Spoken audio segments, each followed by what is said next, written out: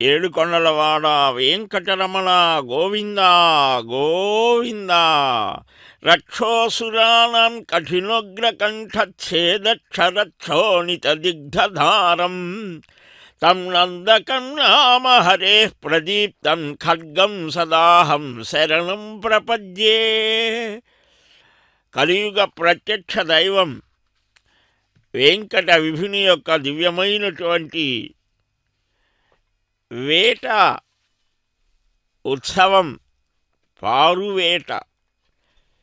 ఈ మహోత్సవాన్ని కనుమ పండుగ రోజున విశేషించి ఈ తిరుమల గిరులలో ఆ వెంకట విభుడు ఈ విశ్వమంతా కుటుంబంగా కలిగినటువంటి మహావిష్ణువు, ఆ వేదవేద్యుడైన వెంకట విభుని యొక్క దివ్య వైభవాన్ని ఈ చెట్టు పుట్ట రాయి రప్ప క్రిమి కీటకాదులు అన్నీ కూడా ఆ పరమాత్మ యొక్క దివ్య సృష్టిలోనివే.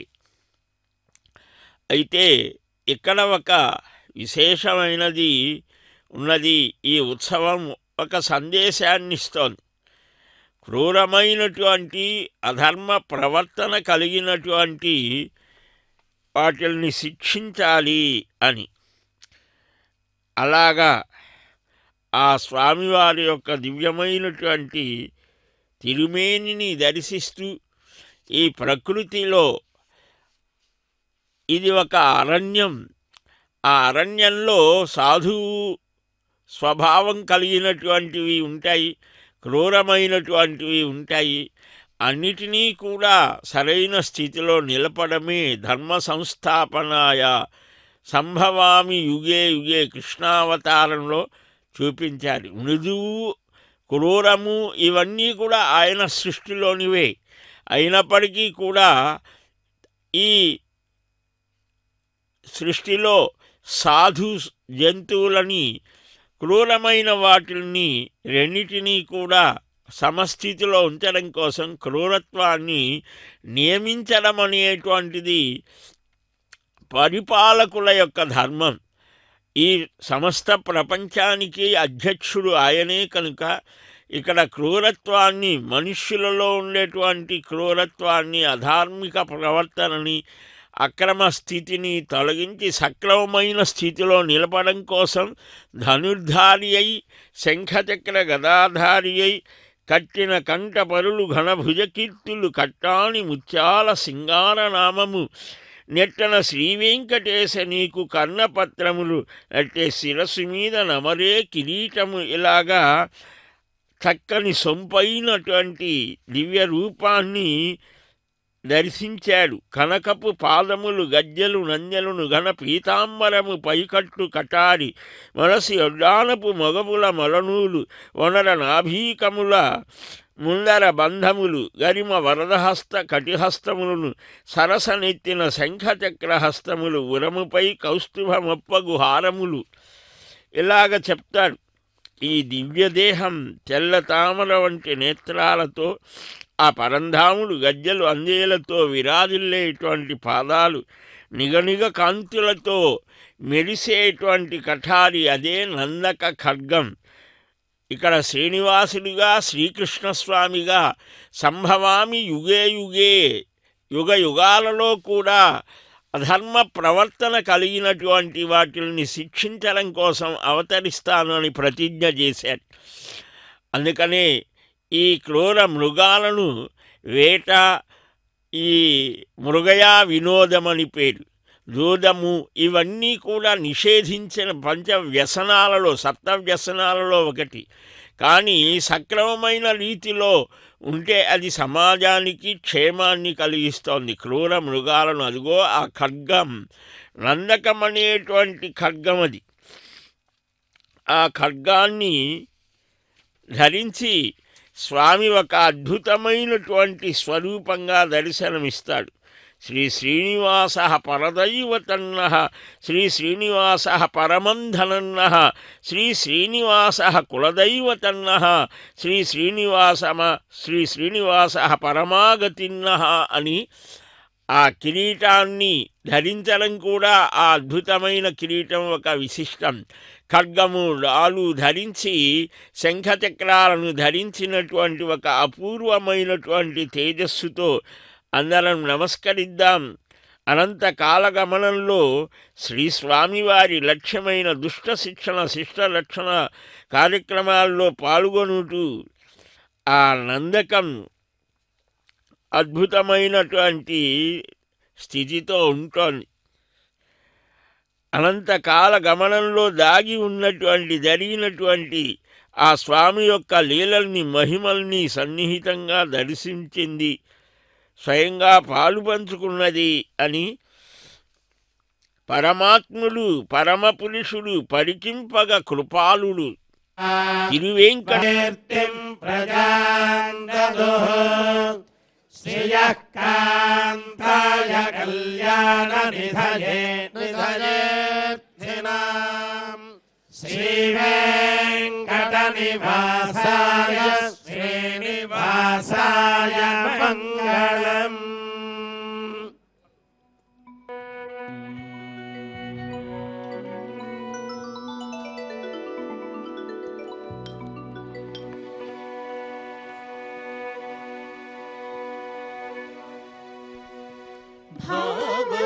భావములోన వాక్యమునందును భావములోన వాక్యమునందును గోవింద గోవింద అని కొలువవో మనసా భావములోన వాక్యమునందును గోవింద గోవింద అని కొలువవో మనసా భావములోన వాక్యమునందును.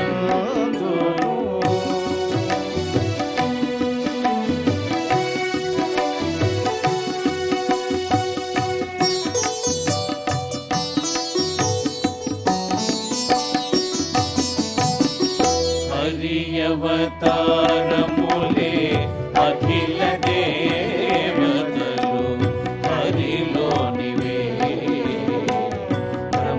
బ్రహ్మాండములు హరియవతారములే అఖిల దేవతలు హరిలోనివే బ్రహ్మాండములు హరినామములే అన్ని మంత్రములు హరినామములే అన్ని మంత్రములు హరి హరి హరి హరి హరి అనవో మనసా హరి హరి హరి హరి హరి అనవో మనసా భావములోన వాక్యమునందును గోవింద గోవింద అని కొలువవో మనసా భావములోన వాక్యమునందును.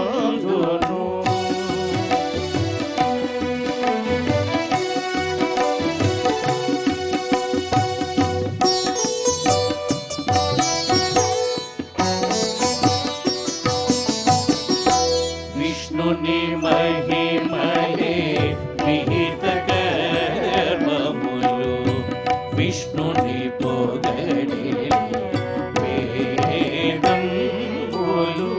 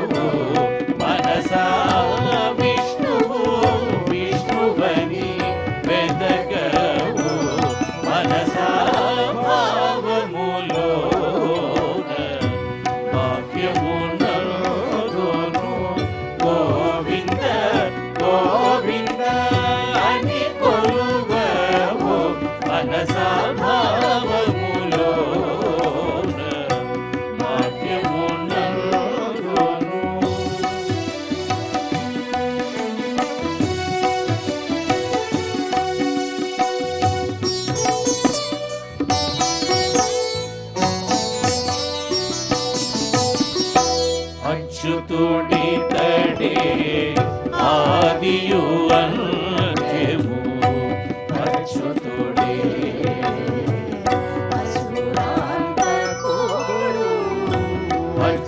అచ్యుతుడితడే ఆదియు అంత్యము అచ్యుతుడే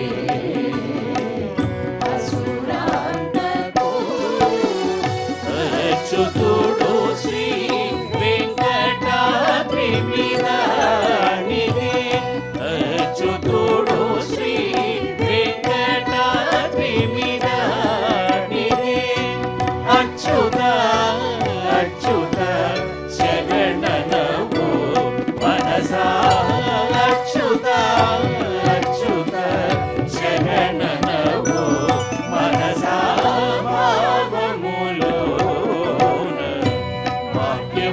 వాక్యమునందును గోవింద గోవింద అని కొలువవు మనసా భావములో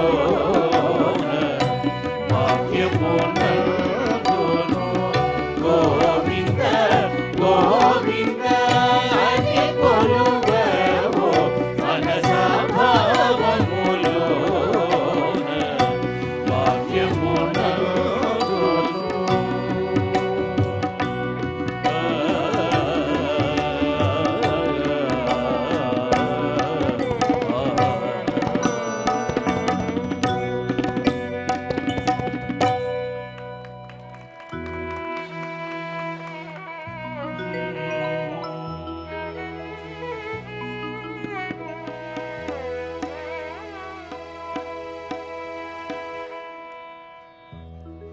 ముద్దుగారే యశోద ముంగిట ముత్యము వీడు నిద్దరాని మహిమల దేవకీ సుతుడు ముద్దుగారే యశోద ముంగిట ముత్యము వీడు నిద్దరాని మహిమల దేవకీ సుతుడు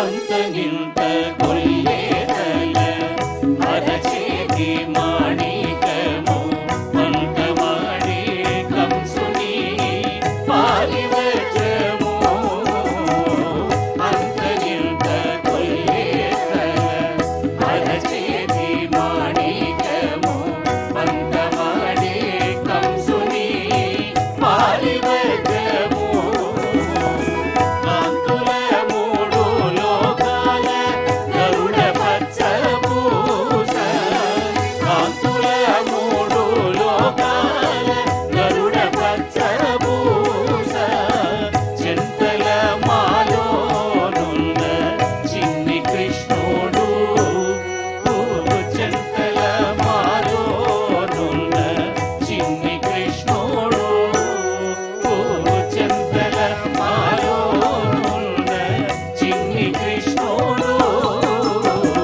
ముద్దుగారే యశోద ముంగిట ముత్యము వీడు నిద్దరాని మహిమల దేవకీ సుతుడు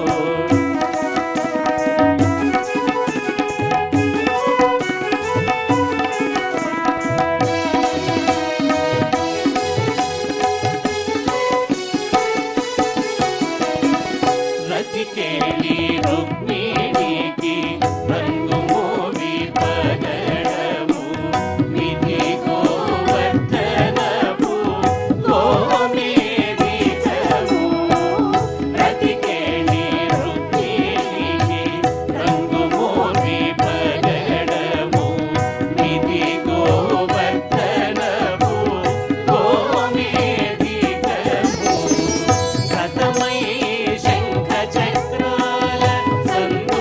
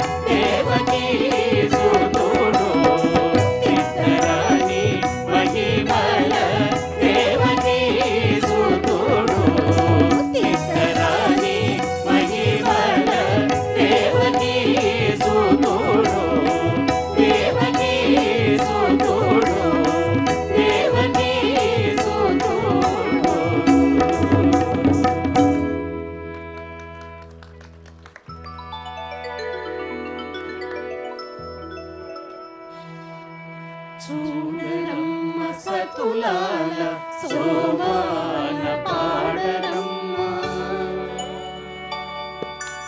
చూడరమ్మ సతులాల శోభాన పాడరమ్మ కూడున్నది పతి చూడి కుడితలాంచాలి చూడరమ్మ సతులాల శోభాన పాడరమ్మ కూడున్నది పతి చూడి కుడితలాంచాలి శోభ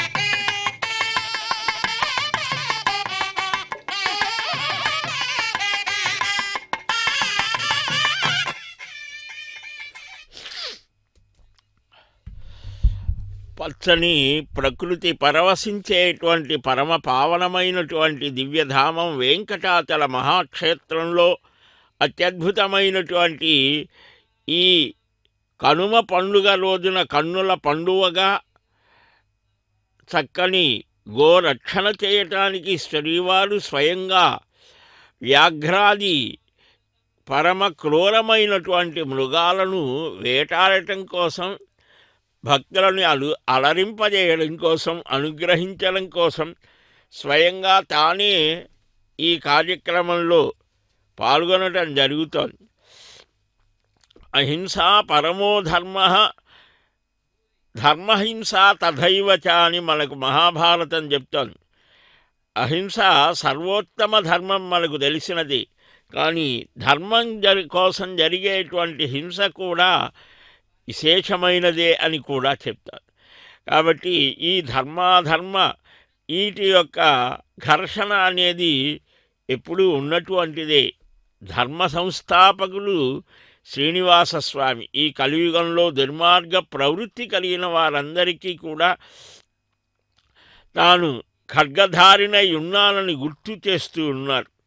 కందర్పకోటి సదృశం కమనీయ వేషం ముక్తావళీ లలితకంఠం ఉదారహారం పీతాంబరద్యుతి విరాజిత దివ్యదేహం శ్రీ వెంకటేశ వపురాత్మని సన్నిధత్తాం అని ఆ కమనీయమైనటువంటి కందర్పకోటి సదృశం అన్నారు. అలాంటి ఆ దివ్య స్వరూపాన్ని మృదువైనటువంటి మధురమైన కోమలమైనటువంటి కృష్ణావతారాన్ని ఒక ప్రక్కన దర్శింపచేస్తూ పరమ ప్రేమ స్వరూపాన్ని మరొక ప్రక్కన ఆ నందక ఖడ్గాన్ని ధరించి శంఖచక్రధారి అయి గదాధారి అయి శార్ంగమనే ధనస్సుని అలాగనే కౌమోదకి ఈ గదని కూడా ధరించి కోటి సూర్యులొక కూటువ కూడుక తాటున మెరసేటి చక్రము గాటపు వేవేలు కాలరుద్రులటు వీటున తొలకేటి నివిడ చక్రము అమరుతు శ్రీవేంకటాధిపి కరమున తెమలక యుండేడి దివ్యచక్రము అని వర్ణిస్తారు పదకవితా పితామహుడు. అలా ఆరణ్యకమైనటువంటి సన్నివేశంలో మహానుభావులు మహర్ష్యాదులు సంచరిస్తారు. రాక్షస ప్రవృత్తి కలిగిన వారు ఉంటారు.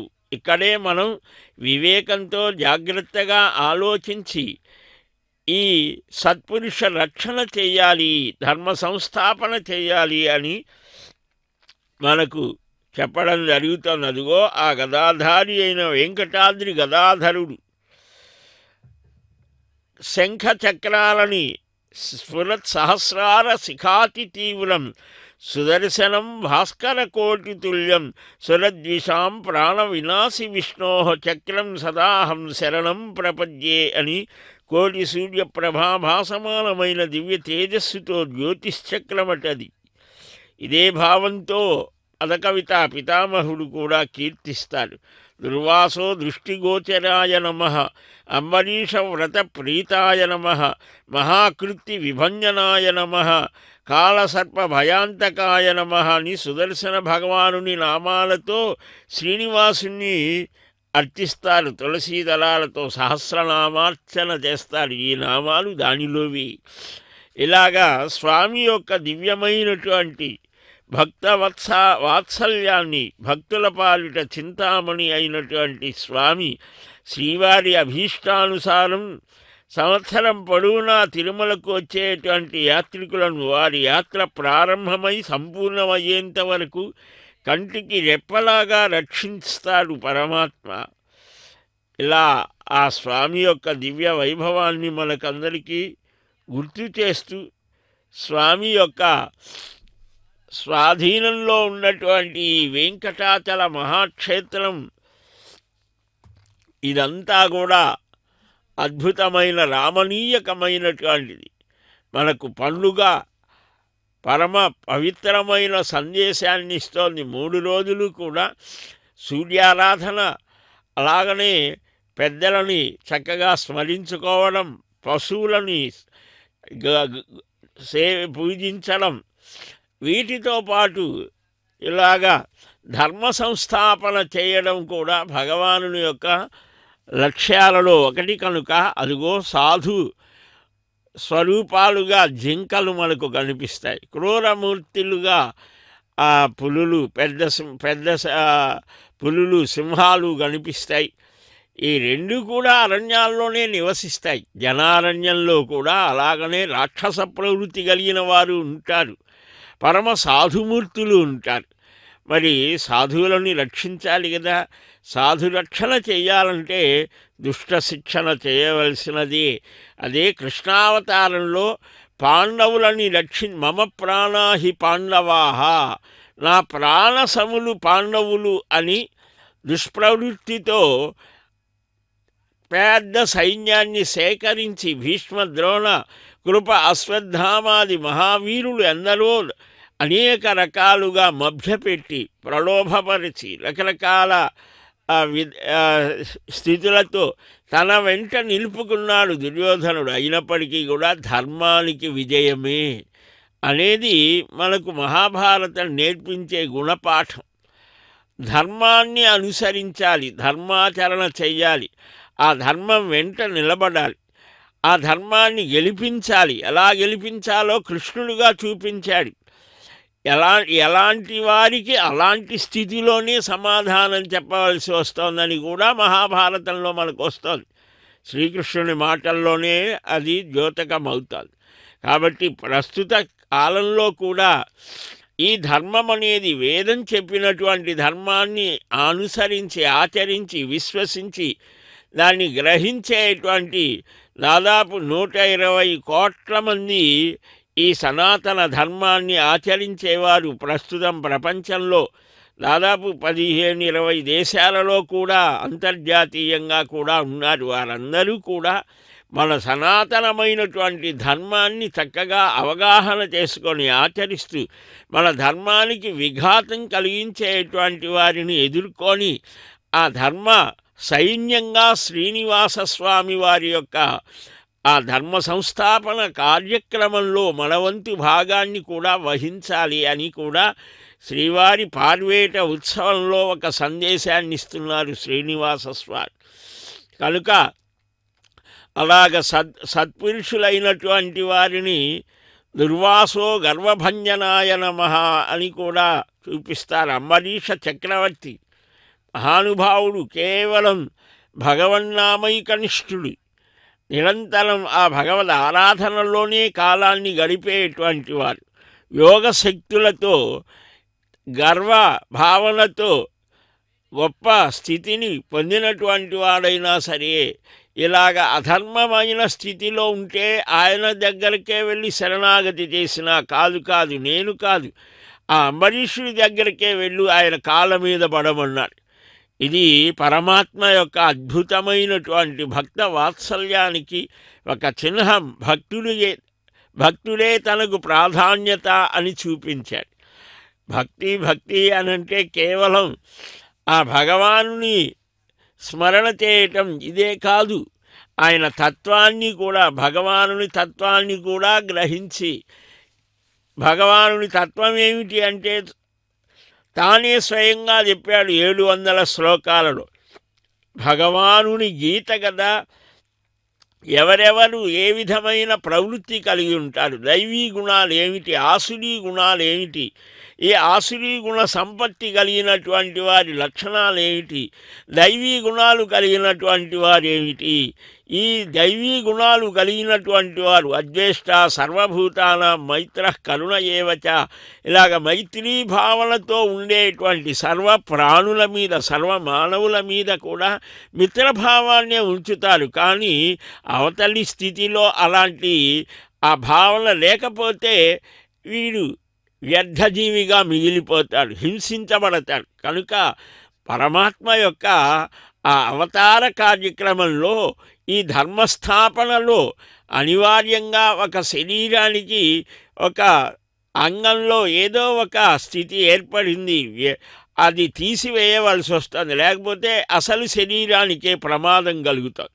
అలాగే దుష్టాంగమైనటువంటి స్థితిని తొలగించి వైద్యుడు, డాక్టర్ గారు ఏ విధంగా అయితే శరీరాన్ని కాపాడుతాడో అలాగనే ఈ ప్రపంచమే శరీరం పరమాత్మకు.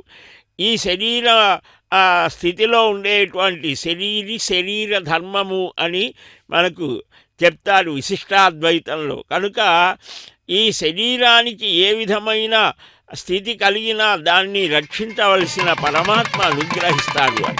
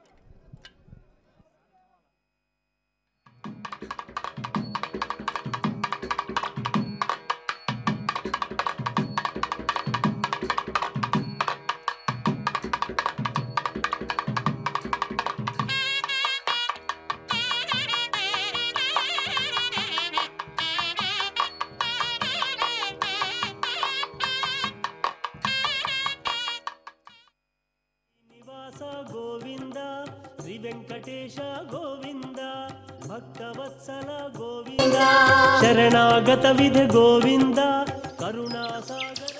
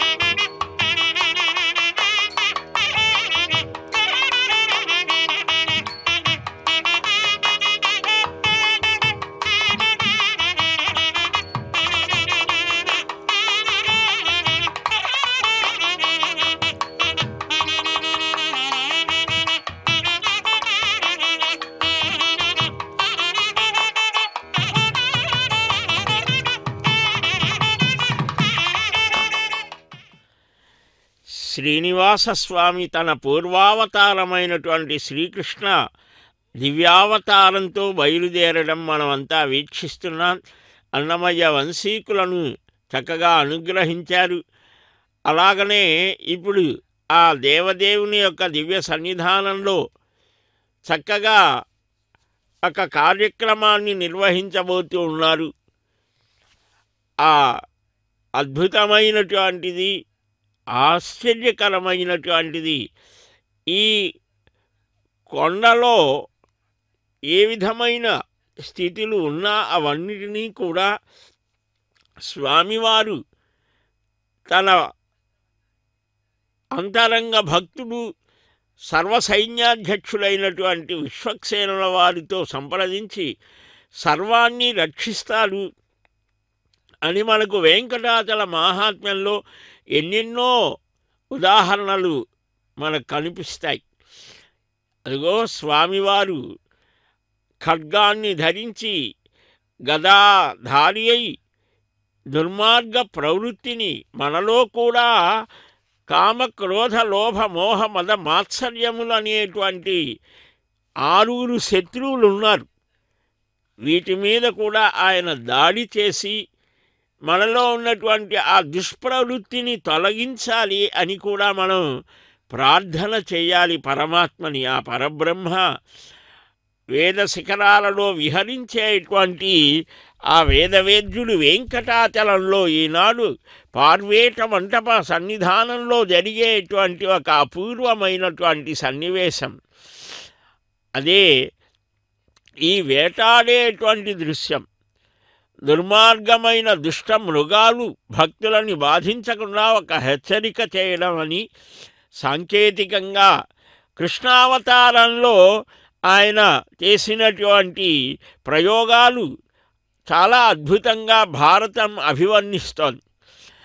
ధర్మాన్ని అనుసరించకుండా ఆచరించకుండా తన భక్తుడైనప్పటికీ కూడా వాడిని శిక్షించడానికి వెనుకాడబోనని భీష్మ ద్రోణాదుల యొక్క సన్నివేశంలో మనకు చూపిస్తాడు. యదా యదా హి ధర్మస్య గ్లానిర్భవతి భారత అభ్యుత్థానమధర్మస్య తదాత్మానం సృజామ్యహం అని స్వయంగా భగవానుడే చెబుతాడు. ఎప్పుడైతే ధర్మానికి అది బాగా బాధలు పడేటువంటి స్థితి, అధర్మం పరిపక్వతని పొంది ఉంటుందో, ఎక్కడైతే సాధ్వీమతల్లులైనటువంటి వారు పరమ సత్పురుషులైనటువంటి సాధు మహాత్ములు అలాగనే ఈ విధమైన స్థితిలో ఉన్నటువంటి వారు బాధలు తట్టుకోలేక పరమాత్మని ప్రార్థిస్తే ఏదో ఒక రూపంలో వస్తాడు.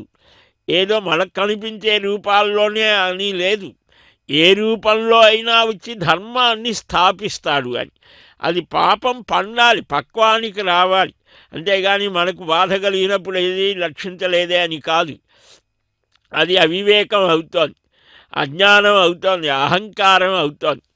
మనం కూడా ఆ ధర్మాన్ని ఆచరించినప్పుడు, ఆ ధర్మాచరణకు విఘాతం కలిగినప్పుడు పరమాత్మ అవతారాన్ని ధరించి రక్షిస్తాడు అని మనకు అనేకమైనటువంటి ఇతివృత్తాల ద్వారా తెలుస్తోంది. కనుకనే ఇక్కడ స్వామివారు ప్రతి సంవత్సరం కూడా ఈ సంక్రాంతి పండుగలో చాలా విశేషమైనటువంటిది ఉన్నది.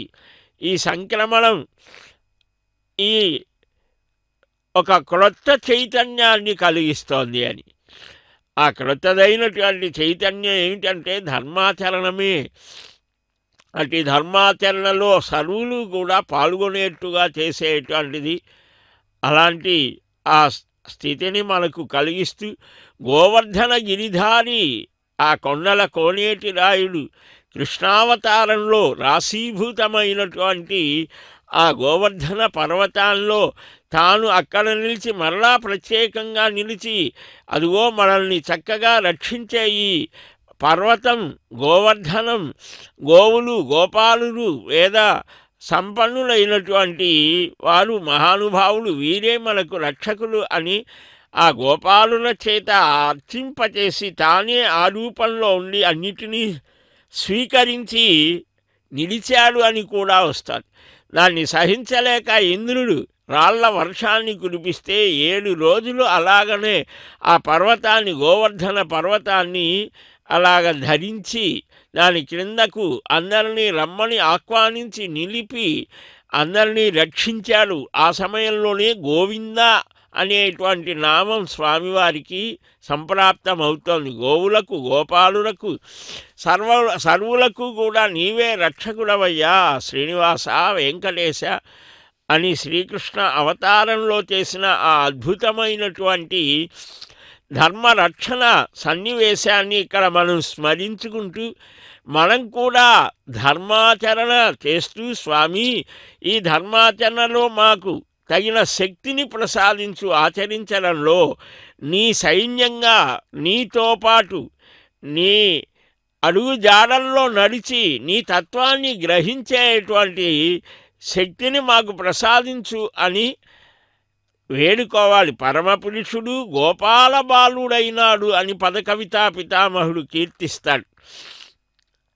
ఆ 5000 సంవత్సరాల నాడు శ్రీకృష్ణ అవతారంలో ఏ విధమైనటువంటి ధర్మరక్షణ చేశాడో ఈ కృష్ణావతారం అయిన అనంతరం శ్రీనివాసస్వామిగా అర్చారూపాన్ని ధరించాడు.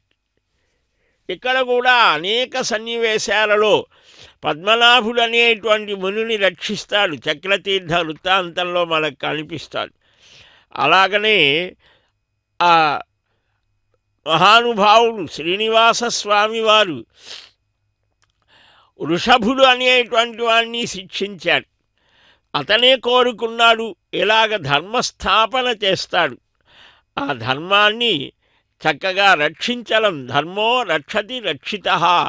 ధర్మాన్ని ఎవరైతే ఆచరిస్తారో అదే రక్షణ. అంటే ధర్మాన్ని రక్షించడం అంటే ఏంటి అంటే పరమాత్మ చెప్పిన ఆ ధర్మాలు మనం భగవత్ప్రీతిగా ఆచరించడం, అది ధర్మరక్షణ అవుతోంది.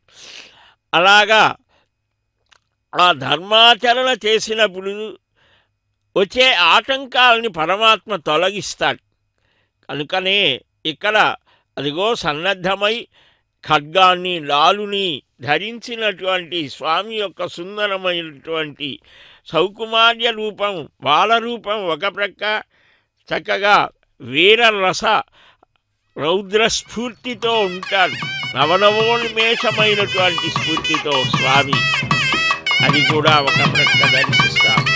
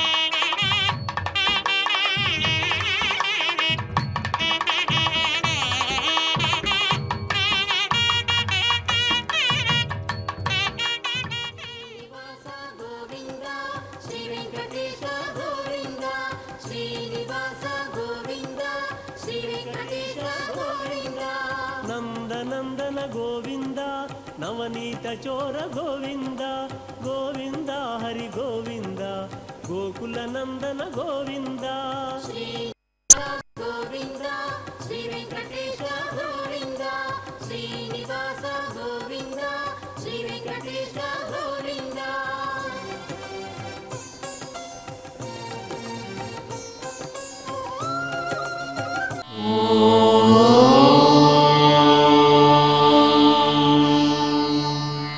నమో